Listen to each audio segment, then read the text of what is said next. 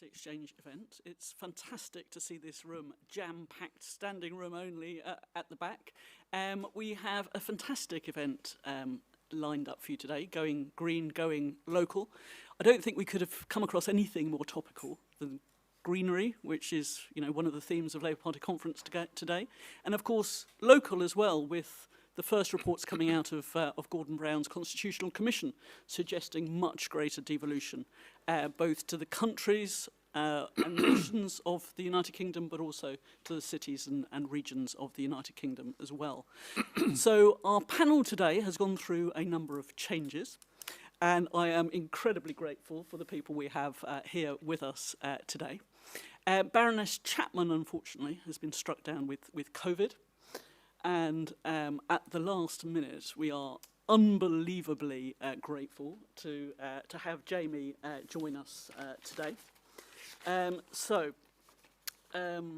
Jamie Driscoll, Mayor of North of Tyne, was elected Mayor of the North of Tyne Combined Authority in May 2019.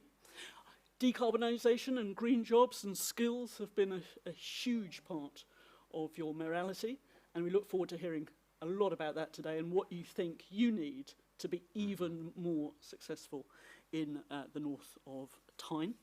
We have Paul Ormerod with us today, who's an economist as well as senior fellow at Policy Exchange and currently a visiting professor in the computer science department at UCL.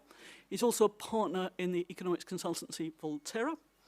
He's written many books on economics, some of which have even become bestsellers. So Paul, we're very fortunate to have you with us today. We have Helena Rivers, who is Director of Estates Decarbonisation from Acom. Acom is our sponsor today. Helena, you're going to tell us a little bit more about Acom and some of the work that you do as part of this. And hopefully we're going to have a bit of a debate about local infrastructure and how it's necessary to improve transport infrastructure in the north of the country, because I have just heard that the train that Andy Burnham was due to be on has been cancelled this morning. And therefore we will be lucky to see him before the end, although I've no doubt that he is trying his best to get here before the end. So apologies everyone for Andy not being with us at the start of this event. But thankfully, we have another brilliant Labour mayor with us today, Sir Jamie. So thank you so much for joining us. So I am going to start by asking each of the panellists to speak for 4 or 5 minutes or so, to introduce their thoughts on going green, going local, what is really needed to transform the local economies of the country. And then I'll open it to questions. And Jamie, I think you have to leave bang on 9:45, don't you? So we'll try and wind up by then too. Thanks.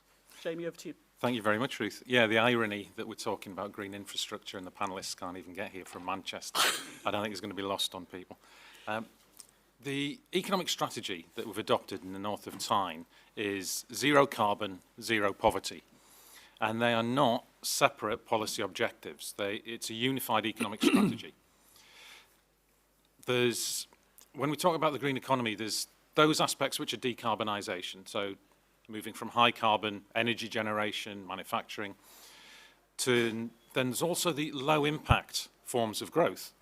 So in the northeast have brought in 9 large digital companies, we're creating thousands of jobs in that sector, and exporting over the internet. So you can still get green growth. We don't tend to think of that when we talk about the green economy, but it is actually where a lot of high paid jobs are coming from.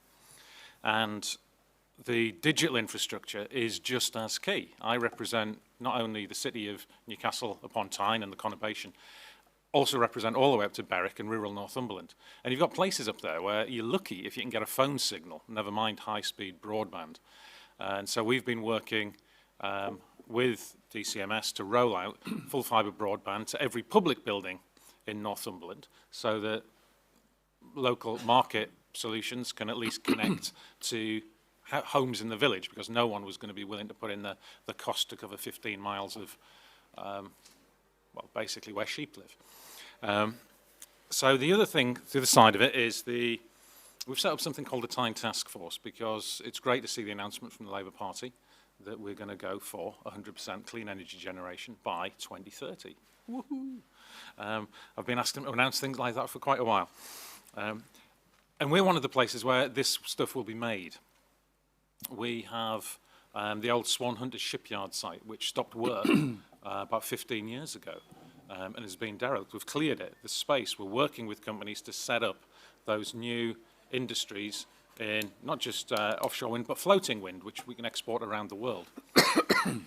We have infrastructure there like the testing facility, the Ormerod catapult, which tests these huge turbine blades. And if you haven't seen them, they are monumental.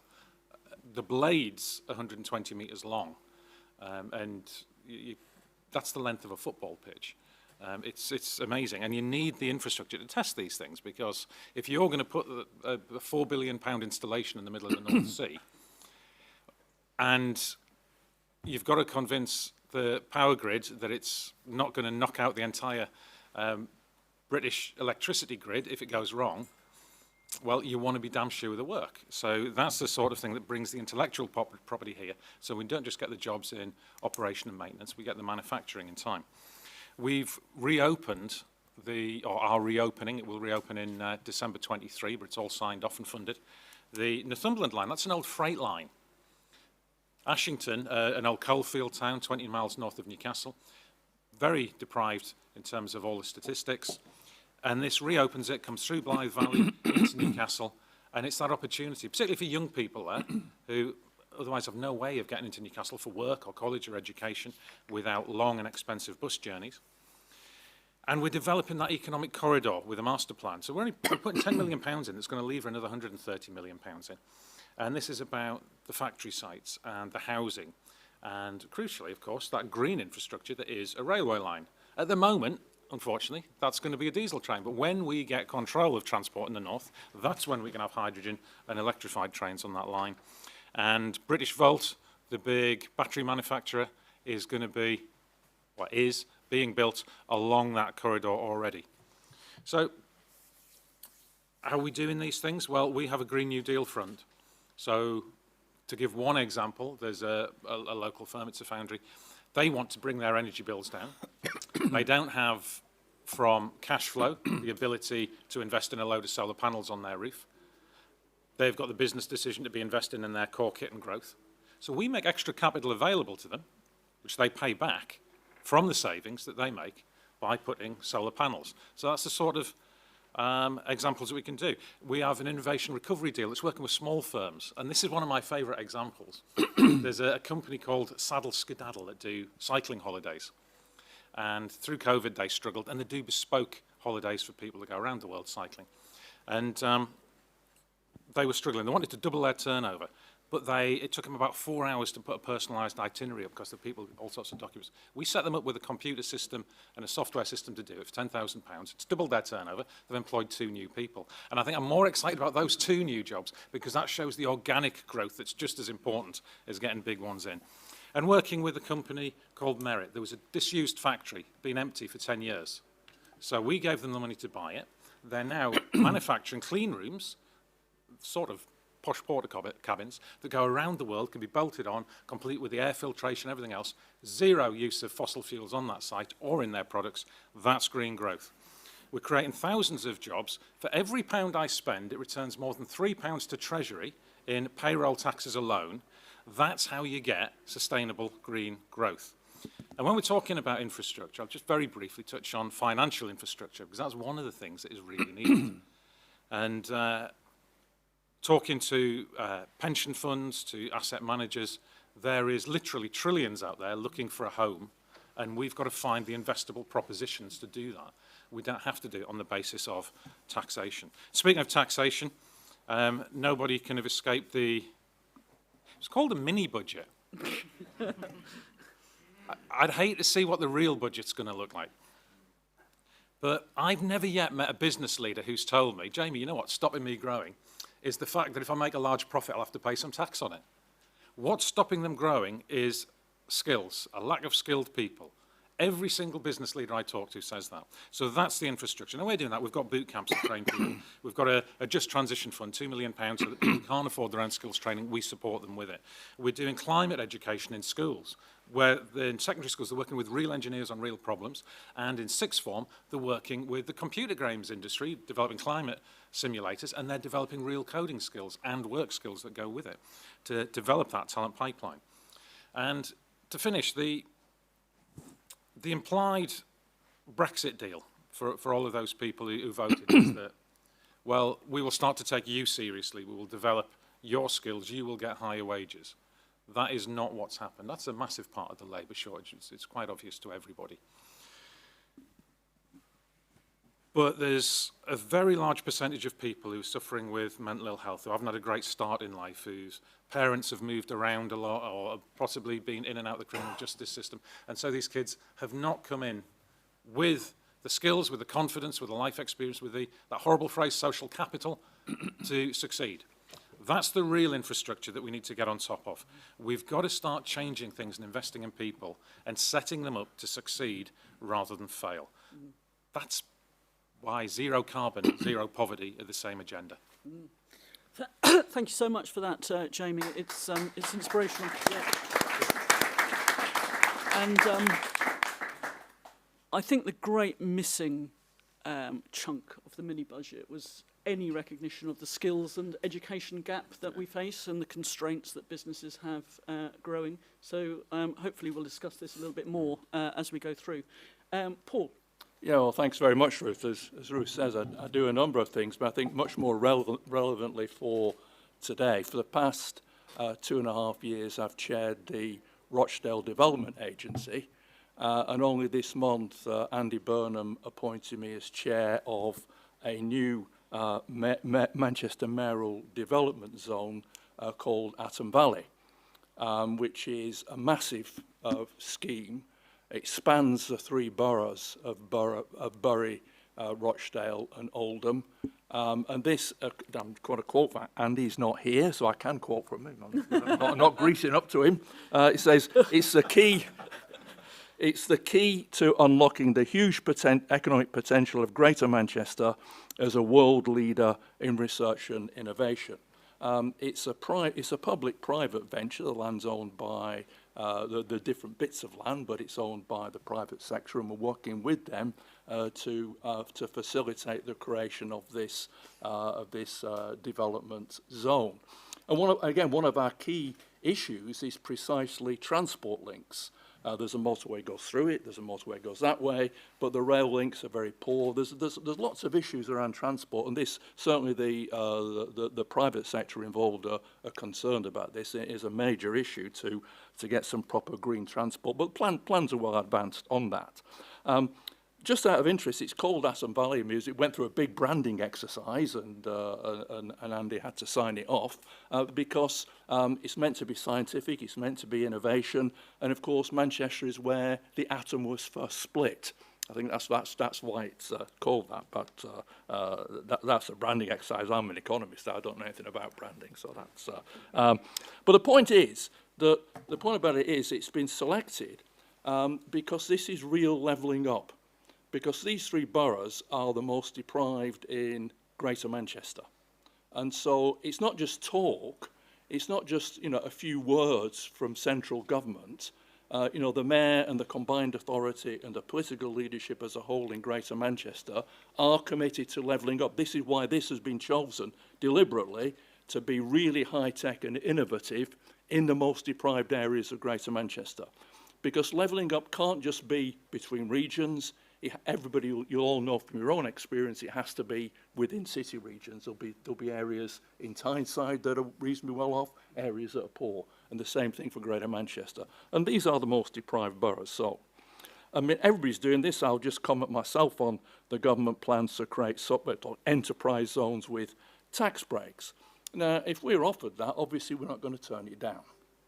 But I think it's not sensible to place too much hope on these sorts of things. And I think the reason is very simple, that if you're a large firm making a location decision or a major investment decision, the time scale is long. You've got to think about what happens over 10, 20, 30 years when you're making an investment decision or deciding to locate.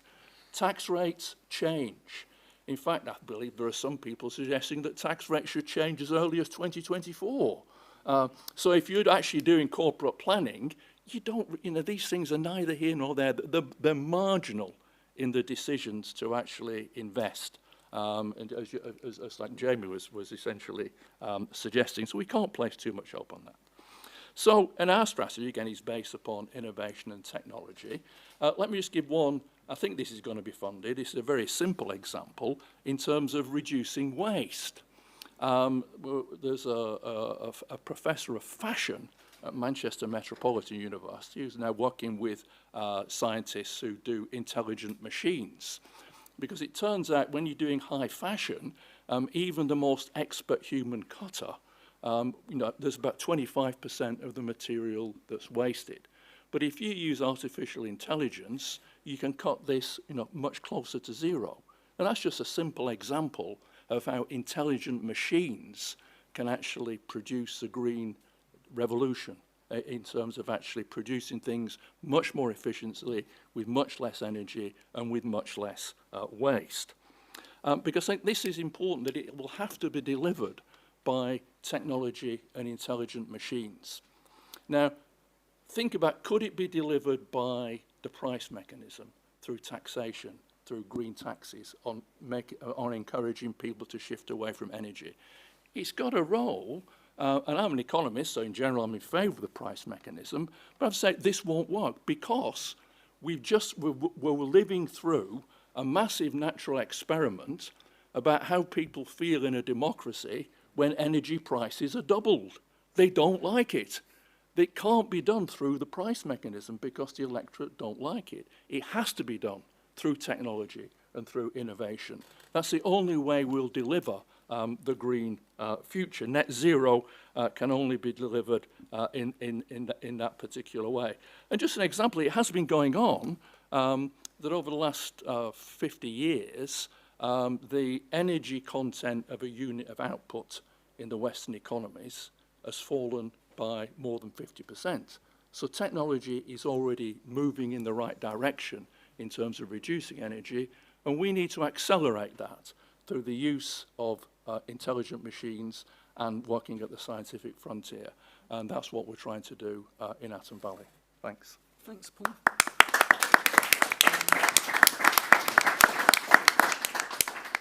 Helena, over to you. Excuse me. Thanks, Ruth. So a little of an introduction to AECOM. We are a global infrastructure consultancy organisation with around 7,000 employees in the UK, of whom about 75 are based here in Liverpool, with major regional offices both in Manchester and Newcastle. Whether it's Newcastle, Liverpool, Manchester, New York or Sydney, what AECOM seeks to do is provide to local authorities, communities and corporate organisations solutions to the biggest challenges that they're facing right now. And globally, that biggest challenge is clearly the climate challenge. And what we do is we bring cross-sector solutions, so bringing together the solutions for decarbonising our transport systems, such as the Northumberland line, and decarbonising our buildings, to optimise them, to work together, to provide those holistic solutions in a way in which our grid can manage the additional demand and supported by decarbonisation of the industrial sector with solutions such as hydrogen also. Globally, 40% of our energy use is in the built environment, and around a third of our carbon footprint is from our buildings. So clearly it's an important area to address if we're to achieve net zero goals. And this in two major ways. First of all, we need to ensure that all of our new buildings are commissioned, designed and operated to deliver net zero buildings. And secondly, given that 90% of the buildings which we're going to be living in and working in 2050 are already here, we need to really invest in decarbonising our existing estate.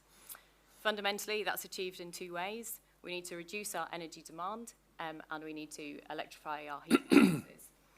The energy crisis is really supporting us in that demand reduction, and it's also supporting a move to more resilient energy sources. However, it is causing a pause in the electrification of heat as it's a more expensive way for us to heat our buildings. We've been doing a lot of work recently across Greater Manchester with both Bays and Andy Burnham and his team, looking at heat mapping of the entire region and how heat networks can support the decarbonisation of heat. And we've developed a series of heat networks which can be integrated with low carbon heat sources and reusing low-grade heat from industrial processes to provide low-carbon heat across the full region. Heat networks are expensive and they can't be paid for by the public purse. So we've also been looking at the ways in which those heat networks can be commercialised, both with and without the Green Heat Fund. We need to make changes urgently, and heat networks are notoriously very slow projects to deliver, as with a lot of our infrastructure projects. So again, we've been working both national and local level to, with engagement with delivery partners, to find partnership solutions whereby we can accelerate the delivery of those heat networks, and we believe that we can accelerate that process by a full 2 years through partnership working. Long-term policy making is a huge factor in the cost of decarbonisation, and our economic modelling shows that we can deliver projects, some of our projects, 40% cheaper where there is a long-term pipeline of around about 10 years. Now, clearly this is a huge challenge in a political environment, but it's where the benefit of the mayoral system, with the ability to have strong local commitment and policy to the decarbonisation agenda, makes a real difference, and we can, through that commitment, attract private sector investment and project delivery, supporting our journey. The decarbonisation of buildings, at the rate in which it was happening in 2019, would have taken us 4 centuries to decarbonise to the stage we need to be by 2050. Quite clearly, it's a huge growth area, and we need to be investing to ensure that we continue to increase that rate of decarbonisation. That creates a huge skills gap, and we need local people to deliver local projects in this exciting area where there's good jobs with great prospects, and we know that there is a very long pipeline for delivery, so people can build really exciting careers around this decarbonisation programme. We also need to build additional diversity into the workforce supporting the journey, and the advent of a lot more digital tools supporting the transition, I'm sure, will attract those candidates in and support us in creating additional innovation to further accelerate our progress. To achieve net zero, fundamentally, we need to be a more collaborative society. None of us can achieve it on our own, and we need to work together to create these infrastructure solutions and changes in behaviour to support a greener, sustainable future. It's important to remember that it's net zero, it's not absolute zero, and we will achieve that through optimisation of systems, matching supply and demand to create attractive projects, both technically and economically, to deliver the one goal of net zero. And through this, we can use the UK regions to demonstrate that pathway and export the UK skills globally to deliver net zero futures. Thank you very much.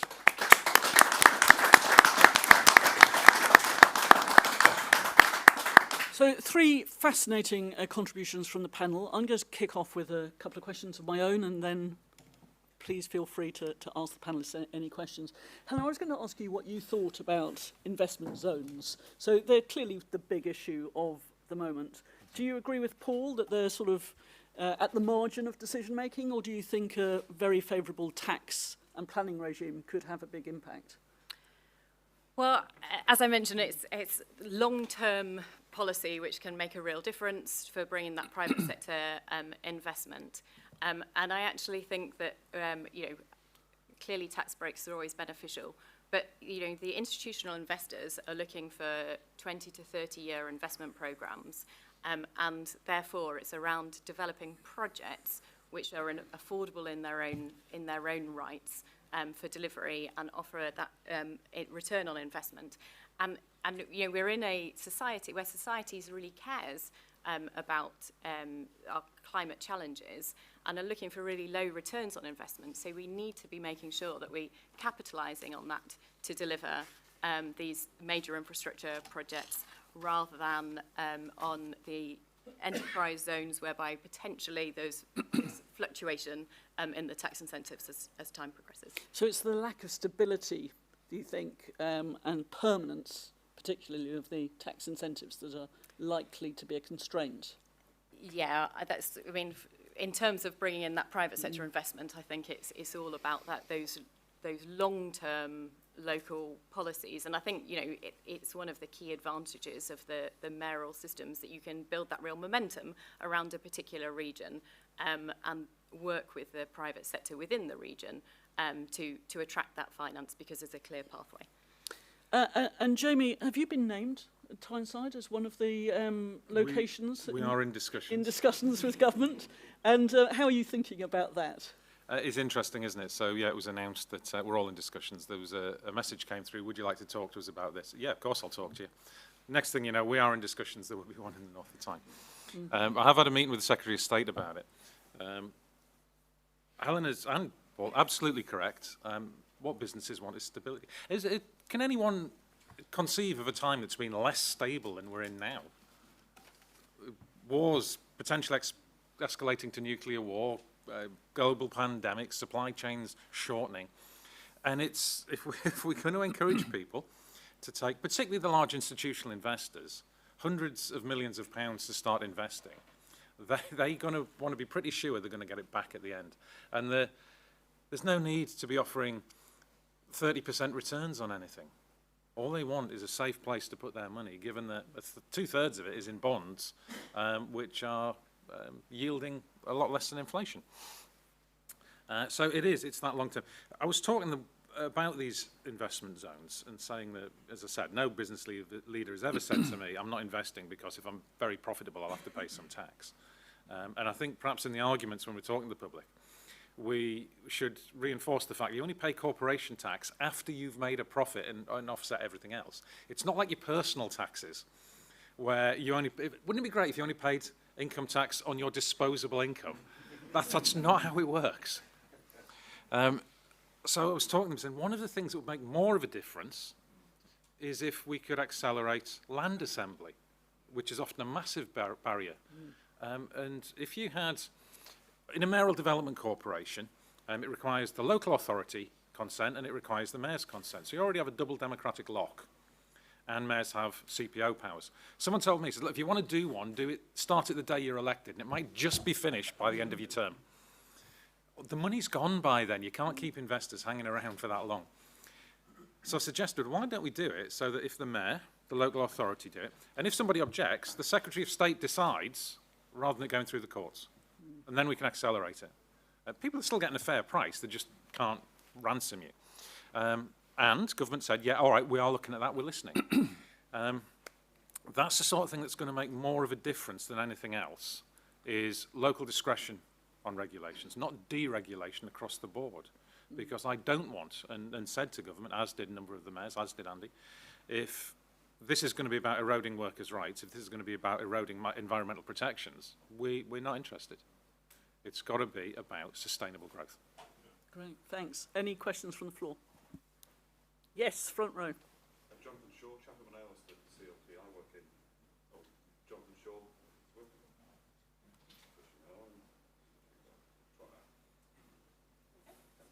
Fantastic. Great technical skills. Jonathan Shaw, Chatham and Aylesford, CLP. I work in FE, and good to hear you talk about skills. I wonder if the panel would like to comment about you know, the supply of skills, particularly, you know, apprenticeship levels are down. There's a lot of discussion around the levy, and also adult skills, which doesn't get much of a conversation. But again, investment in adult education is down. So comments on some skills would be welcome. And finally, you know, how can we spend money differently? If you can imagine, we're going to hear from Rachel Reeves later. And when one thinks about the note, the famous note that Liam Byrne left saying the money's all run out, or perhaps when Pat McFadden arrives, he'll see the red credit card bill. you know, because not only the money's not there, actually you're in debt as well. So how would we spend money differently? Rachel Reeves is perhaps not going to give you any more money, Jamie, but so how, and Paul, how do you spend money differently? And finally, a point about pension funds. How many times have I heard that over the years? Pension funds want to invest. Well, what's stopping them? Does the panel know? Can they enlighten us? Wonderful questions, Jonathan. Paul, do you want to kick off?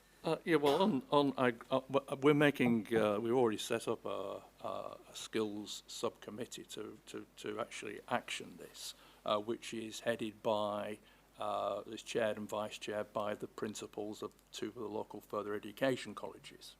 Because if you look at the jobs that will be created, if you like at the top level, you know, the elite level of jobs, the market will not just be national but international. Now, it might, now that's good in a sense because it will help with graduate retention in these three boroughs, because we do have a big problem. It's common to many deprived areas that, you know, people go off to good universities and they never come back. So at least some of them could come back there. But the main thing will be that most of the jobs will require technical skills, because it's going to be on advanced machinery, advanced materials, and there'll be a whole series of technical level jobs. So what we're doing, working with the actually the National Physical Laboratories, probably something most people have never heard of, and I hadn't until about a year ago. But it's a massive research institute with like 1,000 people who do really advanced, like below, you know, in the trenches, you know, scientific research that you never see. There was, I mean, I'm not going back, showing my age. Apparently, that's where the dam busters bomb was invented. So they do, you know, they do all sorts of innovative things. I think they still do it. You know, I had a trip round. So working with them, and so what we want to produce is not just we want to produce an innovation roadmap. It's for them to look and see what they see, how they see the technologies evolving, and then the further education colleges working with them to note the skills gaps, and they can start to provide it with the courses. So let's have not just a technology roadmap or just develop skills in general. Let's try and do it in a purposeful way in what we're calling an innovation roadmap, bringing together the technology and bringing together the further education colleges. Now, I'm happy to come back on your other questions, but that was quite a long answer initially, so give, you know. All right, thanks, Paul. Apprenticeships, one of the biggest challenges is when you look at apprenticeship numbers, it's how few people who start apprenticeships complete them. And sadly, it's not the case that they get halfway through and they get offered a full-time job, usually. So we've got an apprenticeship hub. We're working directly with people to make sure they get some wraparound support, and those apprenticeships aren't there you go, kid, that's an apprenticeship because you have to, otherwise you get no benefits, and you're left on your own. So it is actually about supporting people in every way. And skills is very much about the inclusivity angle as well. So we have specific programs to help people with neurodiversity, people who are in social housing who might be at risk of not paying their bills. We'll help them identify with a bespoke program that will get them on the ladder to getting and earning a good living. And a well-paid job with trade union terms and conditions is about the best thing you can do for anybody, because they will sort themselves out and a whole swathe of social problems disappear if people have money in their pockets. And we have a whole digital program. We're creating thousands of jobs in this area. We've actually been almost over-successful because I brought all these companies here. And we've now got to make sure that they turn into long-term jobs. On the pension fund side of it, one of the things that would make more difference than anything else is, obviously, any pension fund or any asset has a fiduciary duty to maximise returns. And it would be about widening the scope of those returns. And we are in discussions with some of them who want to do this, and it's trying to find a mechanism whereby they can. So one of the most obvious ones would be to fund a load of social housing, which is an asset value, low rents coming in. It's enough, it's stable, it covers what's needed. But we would also want to include a bit of a homes first policy in that. We would want to be encouraging proper community facilities in that. Well, it's about finding a way where you can wrap that into it without anybody any shareholder at some future point, carpetbagger type, coming in and saying, look, you've broken the law, you're not allowed to do it. Any government changes in regulation that allowed us to do that would be a massive help. I'll give you one little example, because I'm firmly of the opinion that unless we get significant fiscal freedoms in devolved areas, this will not happen, certainly not in the time frame that's needed. So if you give mayors the powers to regulate the private rented sector, then I could say, right, anyone who owns more than 5 properties, you must have Class A insulation on all of your properties. Or Class B if it's an old single skin wall, whatever. You'd work it out in a detailed way. And I will give you the money up front so that there's no cash flow problems, no one's going to struggle, and secure it with a charge on the property. That would allow us, all the things that Helena was talking about retrofit. Well, if that tap gets turned on, and there's about 140,000 properties in need of priority retrofit in the north of Tyne, and if government gives us the money, there aren't the skilled people there, there isn't the supply chain there. You could not ramp it up. And we did a big piece of analysis that said it would take till about 2027 to reach full capacity. But at the moment, it's not happening at all. And if I could prime that with just 10,000 properties a year, well, you would have a nascent industry there, you would have some skilled people there. And it's much easier to go from 1,000 workers to 3,000 workers than it is to go from no workers to 3,000 workers. So that's the sort of thing that would ramp up the move towards zero carbon buildings. Very interesting. And just on the pension fund point, North American pension funds can invest in all of these sorts of things. British pension funds have technical reasons why it's very, very difficult to do so.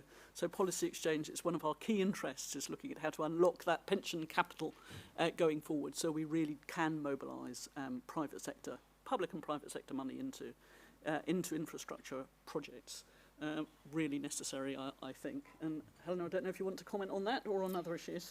Yeah, briefly on that point. I mean, what we are seeing here in the UK is that there is huge private sector investment in the solar market right now.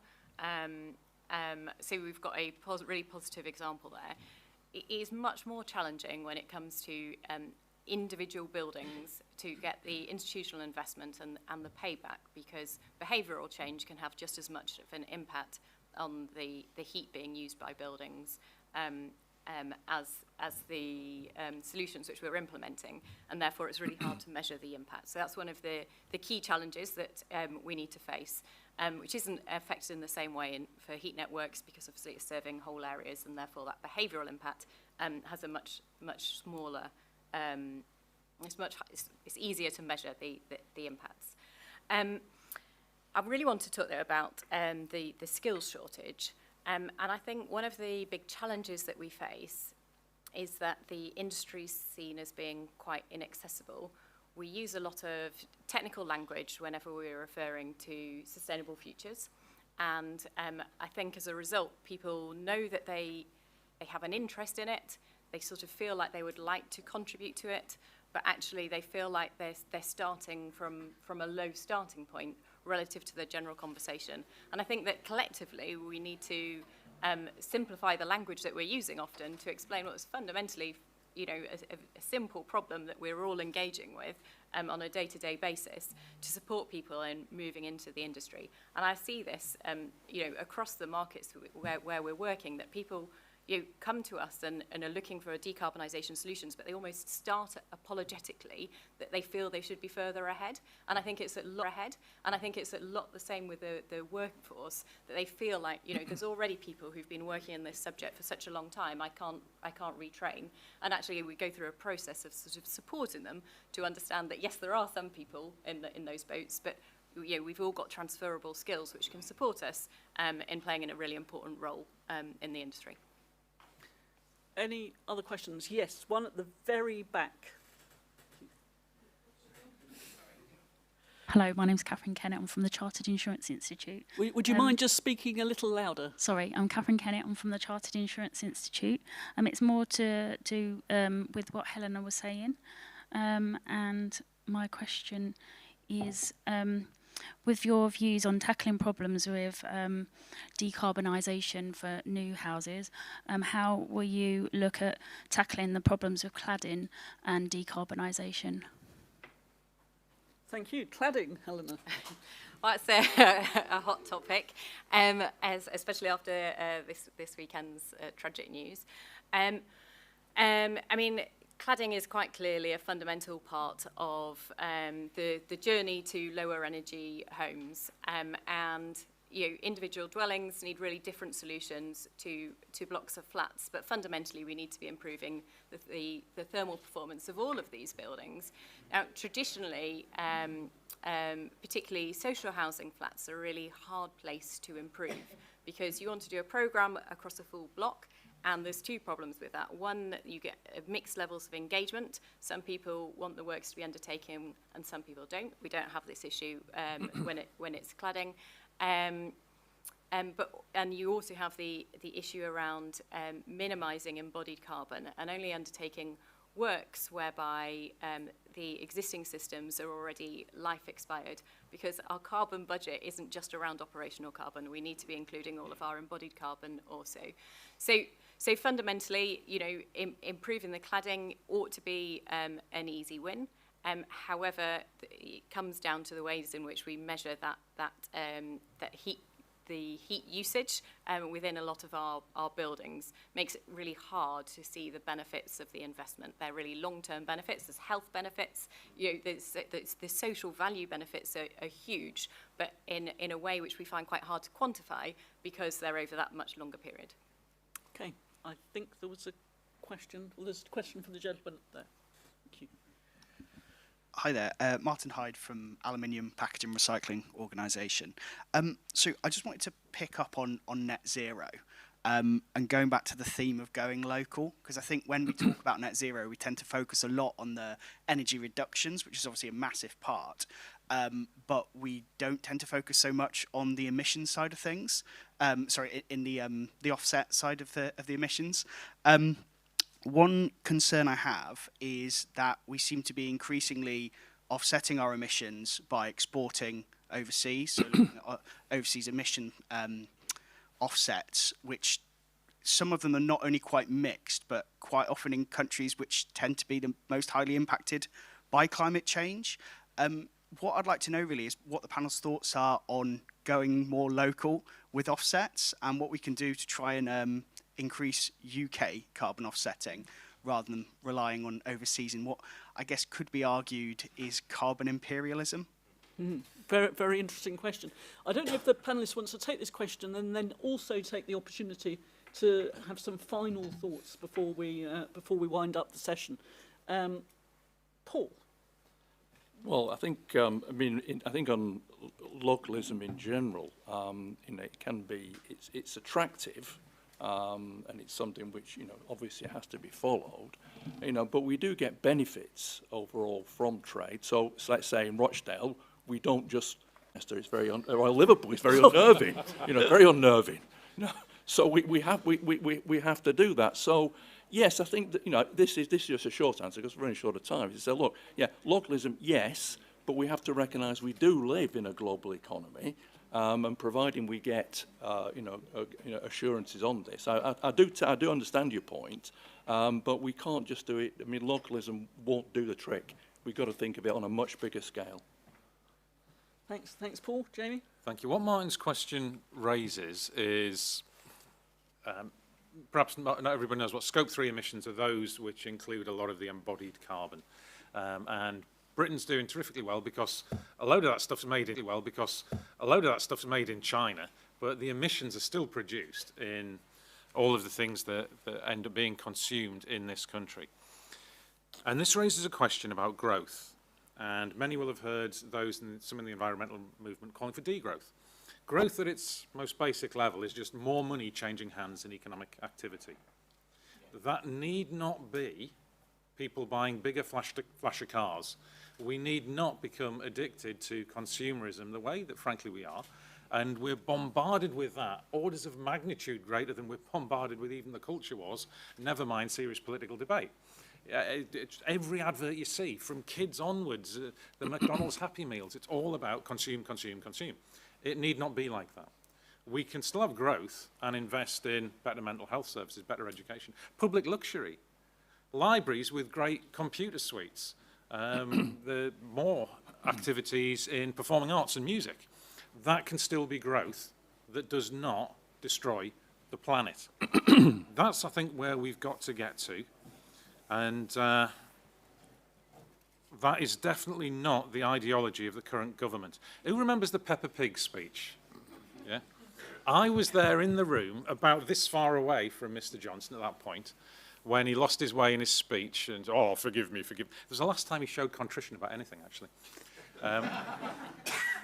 And he said, governments only have billions, the private sector has trillions, but what will make a difference is consumer choice. We can't, the cycle time of that is wrong. That is, people develop products, market them, produce them, develop the supply chains, then people think, oh, I'll take a slightly lower carbon option. We haven't got time for that. For 2030, certainly, never mind even 2050. So we've got to get towards quality of life, not being seen as on your own, in your own home, buying more stuff. Thank you. And last word to Helena. Yeah, I'm going to give a slightly technical answer, I'm afraid. So the gold standard for measurement of net zero within any footprint is science-based targets. And the requirements of science-based targets have changed recently so that it can only look at on-site generation.